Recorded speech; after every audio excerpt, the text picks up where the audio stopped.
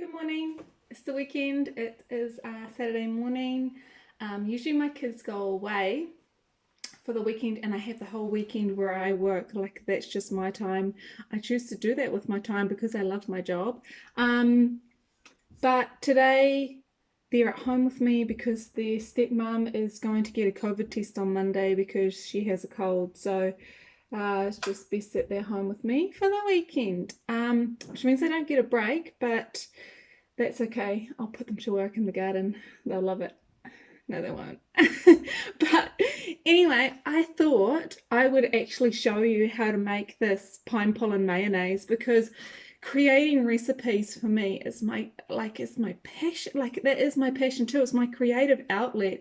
I love food and I love creating recipes, especially with herbs from my garden. Like that's how I come across all of my recipes is my herbal knowledge and what bits and pieces are good for, and then bringing them together into a recipe. Like I absolutely love that creative process. And today in the garden, not in the garden, in the kitchen, I'm bringing the garden in. I have my ashwagandha root infused into olive oil, which I'm going to use this olive oil in the mayonnaise recipe, so it's just going to give it that extra adaptogenic twist as well as the pine pollen adaptogenic twist. And then I chose dill, which I have in the garden, which is also in their seed packs. Dill's really good for indigestion, plus it packs a really good flavour. And the smell of dill, I feel like would go really well with the smell of pine.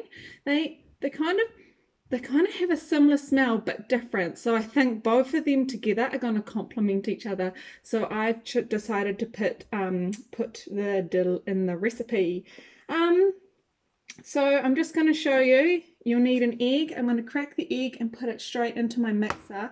I've got a big mixing bowl here, but you could actually use a wand blender. I've made mayonnaise with a wand blender. Making mayonnaise is a lot like making moisturizer. In fact, you probably could use this as a moisturizer if you adapted the ingredients differently. Maybe we'll do that one time too. Maybe that can be my next one, is I'll make a mayonnaise but for the skin. Okay, a pinch of salt, and then I have some lemon here, which came from the tree down the road, but it's got a little bit old and soft, and I actually like that because I can squeeze the lemon out of it better.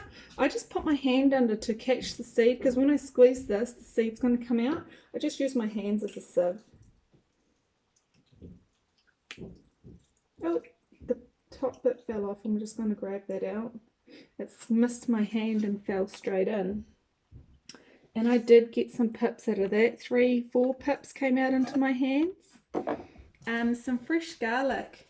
Instead of cutting this up fine, I'm just going to grate it. So I'm just going to, let's turn this down so you can see what I'm doing. Just grate it straight onto my board. This is what I do when I'm making curry too. I just grate up my garlic and I grate up my ginger and I even sometimes grate up my onion and then marinate my meat in it.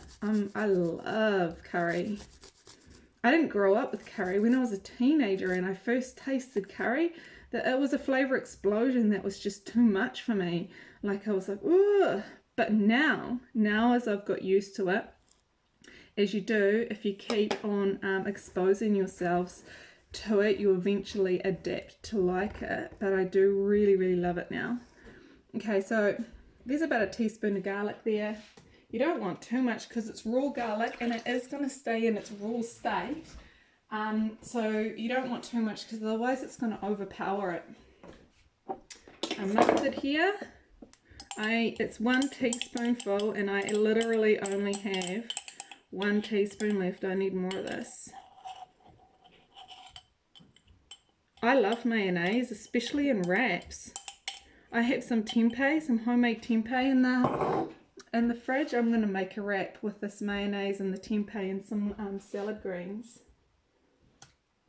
Okay, so that's 1 teaspoon of that. I'm going to put 1 tablespoon of this. I'm going to I'm not going to be afraid. I'm going to jam it in.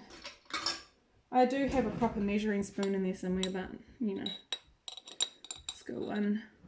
What is that? That's actually a soup spoon, but that's okay. Sprinkle that in there. Don't waste the drop because it's hard to, takes a lot to get that amount. Okay, so, oh, the dill. Let's chop up some dill. I probably picked too much here, but the whole branch came off. So dill's quite a strong flavour and it lends itself so well with fish. But I'm going to stop there and just chop this up really, really fine.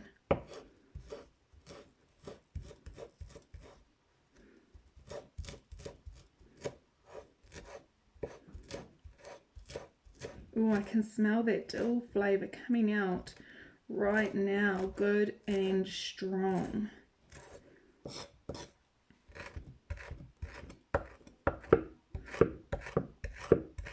When chopping up herbs, I usually go for, this is actually my skinning knife. When I'm skinning animals on the farm, when we're going to go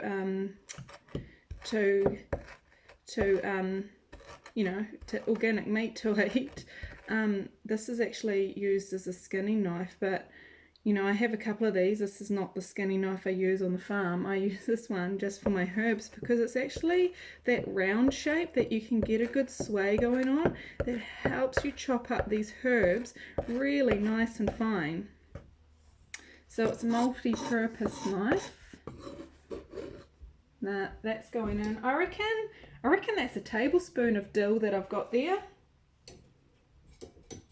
Hopefully that's not too much dill and overpowers it.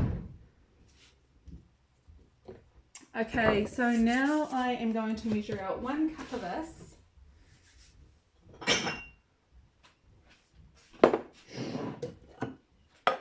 And I'm just going to run it.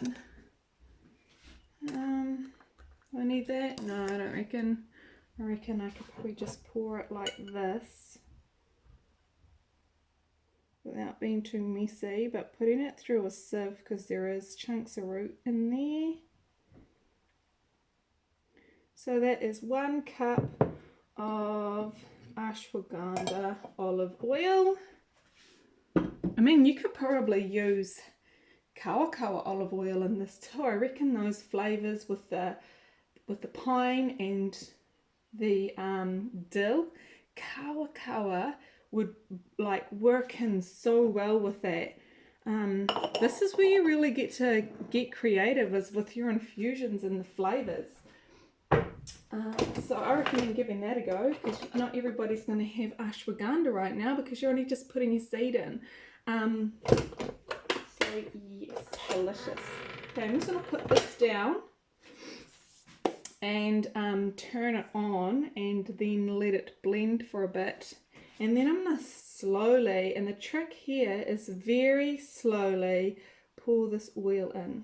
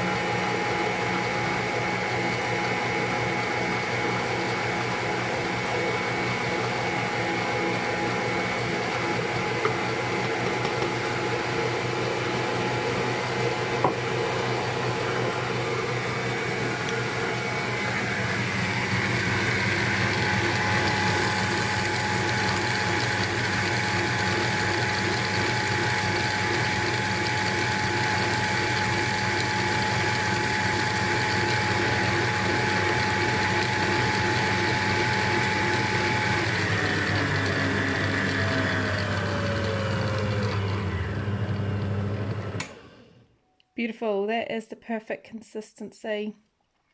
I feel like this is going to be quite delicious, but you know what? I'm not actually going to give any of it to my kids because, as you read in the notes, it's not really good for adolescents. And Riley's what now, 12? He really doesn't need any more testosterone. And you know what? Luckily, he hates mayonnaise. So this is mine and all for me. I have plain mayonnaise in the fridge for them. But let's give it a little flavour. That is actually really nice. It's like a flavour sensation.